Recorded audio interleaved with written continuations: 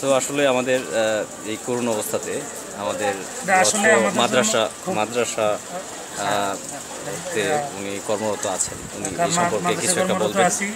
এই জিনিসে এই পানি বন্ধ মানে পানি বন্ধ কথাটা এটা আমাদের জন্য আসলে খুবই দুঃখজনক এবং এই পরিস্থিতি থেকে আসলে উত্তরণের কোনো বুদ্ধি আমরা পাইতেছি না।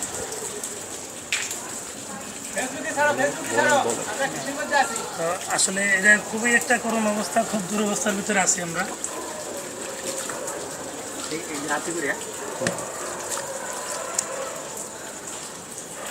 আসলে বুঝতে পারছেন, যথাযথ কর্তৃপক্ষের আমি দৃষ্টি আকর্ষণ করছি। তো এই বিষয়টা আসলে তড়িৎ গতিতে বা ইমিডিয়েটলি কোনো ভালো একটা সিদ্ধান্ত নেওয়া উচিত। তা না হলে বুঝতে পারছেন যে এখানে আবাসস্থল কী হয়েছে। সো থাকার জায়গা যদি